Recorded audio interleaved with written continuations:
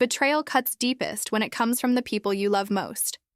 For me, that wound came from two directions at once: my sister and my fiancé. But what they didn't know was that their perfect wedding day would become the canvas for my masterpiece of revenge. I met Ryan during my second year of college. He was tall, with those kind eyes that crinkled when he smiled, and a laugh that made everyone around him feel instantly happier. We dated for 3 years before he proposed on a sunset beach with my grandmother's restored vintage ring. I never thought happiness could feel so complete. My sister Vanessa and I had always been close. At least that's what I believed. 2 years younger than me, she was the bubbly one, the social butterfly who could charm anyone. When Dad left, we clung to each other through Mom's depression. We promised to always have each other's backs, family above all else. That was our unspoken rule. Ryan fit perfectly into our little family. He'd bring Mom her favorite coffee when we visited on weekends. He'd listen patiently to Vanessa's endless stories about her influencer dreams. Everything was picture perfect until that rainy Friday night when I got stuck working late. You should still go to the dinner, I told Ryan over the phone. My boss is being impossible about this deadline. Tell Mom and Vanessa I'm sorry. You sure? I can wait for you, he offered. No, go ahead. Family dinner night is important. I'll try to make it for dessert. I remember feeling grateful that my sister and fiancé got along so well. That thought makes me laugh now. A hollow, bitter sound that still catches in my throat. When I finally arrived at my mother's house, 3 hours late and soaking wet from the rain, the lights were dimmer than usual. No one answered when I called out. I found Mom alone in the kitchen, nursing a glass of wine, her expression unusually tense. Where is everyone? I asked, shaking water from my jacket. Vanessa wasn't feeling well. Ryan drove her home. Something in her voice made my stomach twist. Is she okay? Mom wouldn't meet my eyes. You should call Ryan. I did. No answer. I called 3 more times on my drive to our apartment. Nothing. The scene that greeted me when I unlocked our door is burned into my memory forever. Clothes scattered from the entryway to the bedroom. 2 wine glasses on the coffee table. And sounds from our bedroom that turn my blood to ice. People talk about seeing red when they're angry. I saw nothing but crystal clear reality as I pushed, "Open that bedroom door." My sister, my fiancé, in our bed. "Emma!" Ryan scrambled to cover himself. It was an accident," Vanessa blurted, her mascara smeared, looking nothing like the sister I thought I knew. An accident. Like she'd tripped and fallen onto my fiancé's. No, I won't go there. But the word accident became a sick joke between them later. I learned that when I overheard them talking at Mom's house a month after I'd moved out. We should tell her it wasn't just an accident, Ryan was saying. She deserves the truth. Vanessa had laughed, that tinkling laugh that used to make me smile. Why hurt her more? Sometimes accidents turn into the best things, right? 6 months passed. I moved to a small apartment across town, threw myself into work, and tried to piece together some semblance of a life. Mom called regularly, walking the tightrope between her 2 daughters. I didn't make it easy for her. Then came the envelope, thick cream-colored paper with gold embossing. I knew what it was before I even opened it. You are cordially invited to celebrate the wedding of Vanessa Marie Collins and Ryan James Peterson. I sat on my kitchen floor and laughed until I cried, then cried until I couldn't breathe. They were getting married, and they had the audacity to invite me. The next day, my phone rang. "Vanessa, did you get the invitation?" She sounded cautious, almost hopeful. "You can't be serious." "Emma, please, it's been 6 months. We never meant to hurt you." Yet here we are. I miss my sister. Ryan misses his friend. We want you there. It would mean everything to us. You want me to watch you marry the man who was supposed to be my husband? Are you insane or just cruel? Her voice cracked. Neither. We made a terrible mistake, but we can't change the past. We can only try to heal the future. We're asking for a chance to make things right. I was about to hang up when she added, "Mom's heartbroken about all this. She's caught in the middle, Em." Low blow using Mom, but effective. I thought about Mom's tired eyes, how she'd aged years in these past months. "I'll think about it," I said finally, and hung up. That night, I stared at the invitation for hours. Something dark and brilliant began forming in my mind. A plan so perfect, so fitting, it made me smile for the first time in months. The next morning, I called Vanessa. "I'll come to the wedding," I said, my voice steady. "In fact, I want to help you plan it." Her squeal of delight made my skin crawl. "Really? Oh, that means everything. Are you sure?" "I've had time to think. You're right. We can't change the past. And you're still my sister." "This is amazing. I was so worried you'd hate me forever." I smiled into the phone, ice forming around my heart. "What's done is done. Let's focus on giving you the wedding you deserve." And I meant every word of that last sentence. For the next 3 months, I became the world's most dedicated wedding helper. I suggested vendors. I accompanied Vanessa to dress fittings. I smiled until my face hurt and listened to her prattle on about color schemes and flower arrangements. "You're being so amazing about this," Vanessa said one afternoon as we sampled wedding cakes. "Most people wouldn't be so forgiving." I licked buttercream from my fork. "Most people don't have our special bond." Ryan was more cautious around me, his eyes always watching, waiting for the explosion he thought would eventually come. Poor Ryan. He had no idea that my revenge would be served much colder than a mere outburst. "I appreciate this, Emma," he said awkwardly during a meeting with the venue coordinator. "It means a lot to Vanessa, to both of us." I touched his arm and felt him flinch.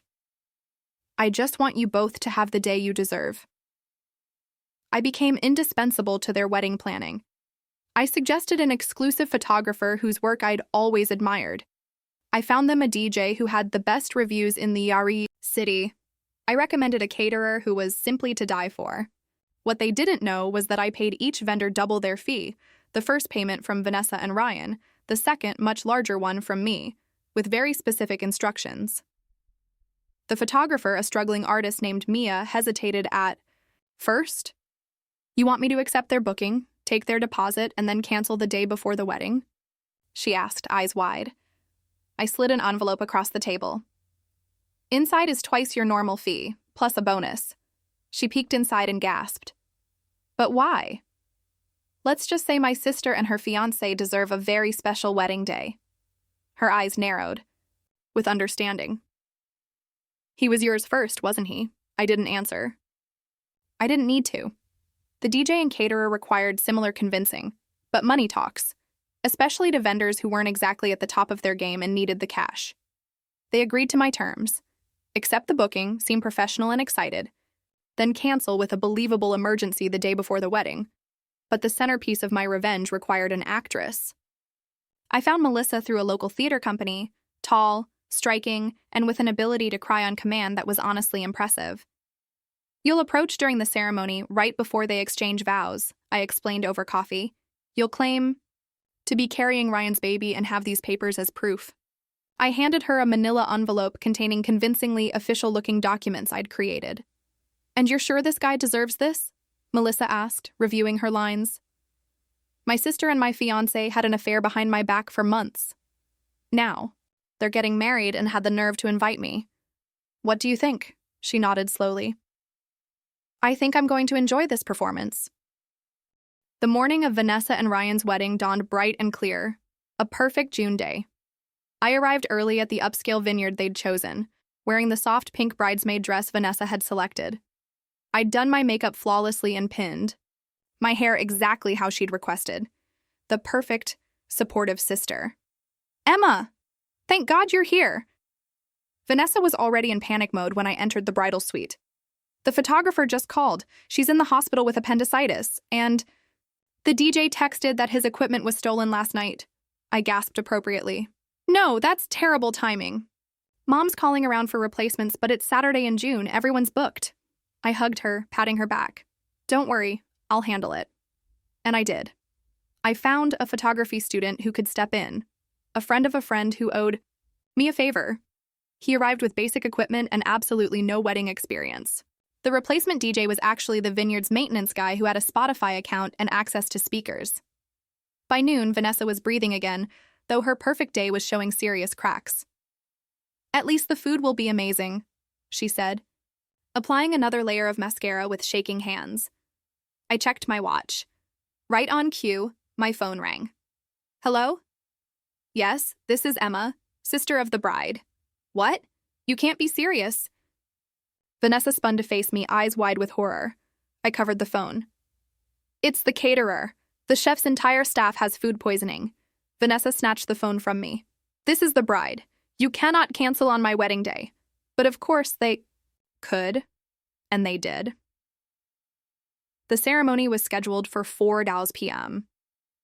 By 3:30, guests were arriving to find a wedding held together by safety pins and prayers. The vineyard's owner had sympathy and offered their regular restaurant menu as a replacement for the 5-course gourmet meal that was supposed to be served. The music situation was dire. Someone's iPhone connected to portable speakers. I watched from the sidelines as Vanessa tried not to cry, while her makeup artist, the only vendor who actually showed up as planned, touched up her now puffy eyes. "Everything's falling apart," she whispered. "Is this karma, Em? Is this because of how we hurt you?" I squeezed her hand. "Don't be silly, it's just terrible luck. The important thing is you're marrying the love of your life, right?" She nodded, sniffling. "You're the best sister. I don't deserve you." "No," I agreed silently. "You really don't." Despite the disasters, the ceremony began only 15 minutes late. The vineyard was admittedly beautiful, rows of vines stretching toward the horizon under the golden afternoon sun. White chairs were arranged in neat rows, and an arbor draped with flowers marked where my sister would pledge herself to the man who had once promised himself to me. I stood with the other bridesmaids, clutching my bouquet and smiling serenely. Mom sat in the front row, dabbing at her eyes. The amateur photographer circled awkwardly, his camera making inappropriate clicking sounds during the quiet moments. Ryan stood at the altar, handsome in his tuxedo, though I could see the tension in his shoulders. As Vanessa appeared at the end of the aisle, his face softened with love. That's when I felt it, a brief, sharp pain in my chest. Was I having second thoughts? No. This was just the final echo of what we once had. I squeezed it tight, then let it go. The ceremony progressed. The officiant spoke about love and commitment, words that once meant something to me. Vanessa and Ryan exchanged emotional glances, oblivious to the fact that their reception would be a disaster of cold restaurant food and a playlist of whatever free music was available. If anyone can show just cause why this couple cannot lawfully be joined together in matrimony, the officiant intoned, let them speak now or forever hold their peace. My heart raced. This was it. I object. A voice rang out from the back of the gathering. Every head turned to see Melissa, magnificent in her role, striding down the aisle in a tight red dress that showcased a convincingly pregnant-looking belly, achieved through some clever costume design. "Ryan Peterson cannot marry this woman," she announced, her voice breaking perfectly. "Not when he's the father of my unborn child."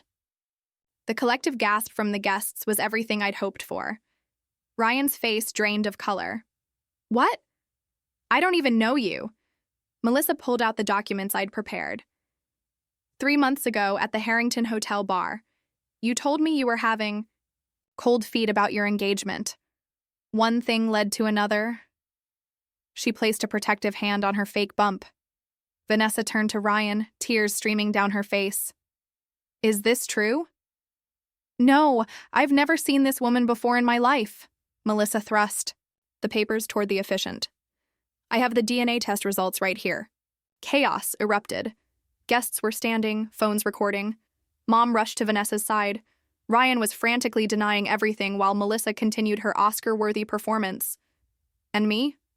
I stood perfectly still, watching it all unfold exactly as I'd planned, until I noticed something I hadn't planned for: the raw devastation on my mother's face as she held my sobbing sister. Mom looked up, caught my eye, and in that moment, I knew she knew. A flash of disappointment crossed her features, followed by something worse: understanding. The perfect revenge suddenly felt less perfect. 2 hours later, I sat alone on a stone bench overlooking the vineyard. The wedding had completely fallen apart. Half the guests had left. Melissa had made her exit after creating maximum damage. Ryan was still trying to convince Vanessa of his innocence, but the seed of doubt had been planted. It was you, wasn't it? I turned to find Mom standing behind me, her eyes red-rimmed but clear. I didn't bother denying it. They deserved it. She sat beside me, smoothing her mother of the bride dress. Did they? Or did you just need to hurt them like they hurt you? Is there a difference? Yes. She took my hand. One is justice, the other is just passing along more pain. We sat in silence for a moment. What gave me away? I finally asked. The caterer called me back to apologize. Said a woman had paid them. To cancel. Described you perfectly. She sighed. And the pregnant woman? That was just too convenient. I stared out at the vineyard, the setting sun casting long shadows across the land. I've imagined this day for months. It was supposed to feel better than this. Revenge rarely delivers what it promises, Mom said softly. From the main building, we could hear raised voices, Ryan and Vanessa arguing. Their perfect day was in ruins, their relationship possibly following close behind. Will you tell her it was me? I asked. Mom considered this. I think that's for you to decide. But Emma, at some point, this chain of hurt has to stop. Someone has to be brave enough to break it. She left me there with my thoughts and the distant sound of my sister's wedding falling apart. An hour later, I found Vanessa alone in the bridal suite, her makeup streaked, her beautiful dress rumpled. She looked up when I entered, eyes puffy, and lost. Was it true? Did he cheat on me too? The satisfaction I'd been chasing all these months hovered within reach. I could twist the knife. I could let her believe the worst. It would be so easy. Instead, I sat beside her. No, I said quietly. That woman was an actress. I paid her to ruin your wedding. Vanessa's eyes widened, first with shock, then understanding, then a flash of anger. You planned all of it? The vendors canceling? Everything? Yes. She was silent for a long moment. Then, unexpectedly, she laughed, a small, broken sound.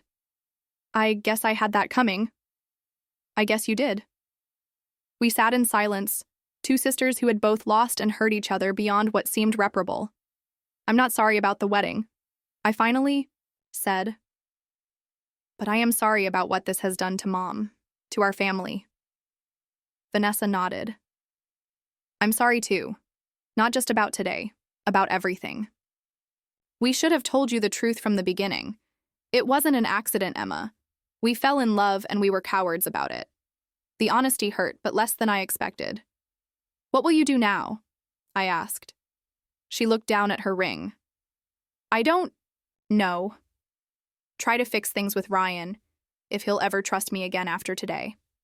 Figure out if what we have is worth all this destruction. I stood to leave, suddenly exhausted. At the door, I paused. For what it's worth, I think I'm done now.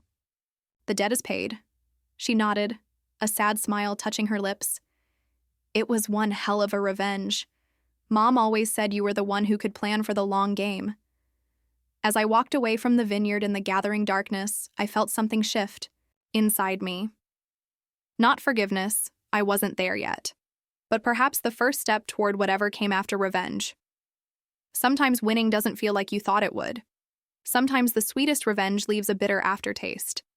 And sometimes, the only way forward is to finally let go of the past, even when you're the one who engineered its destruction.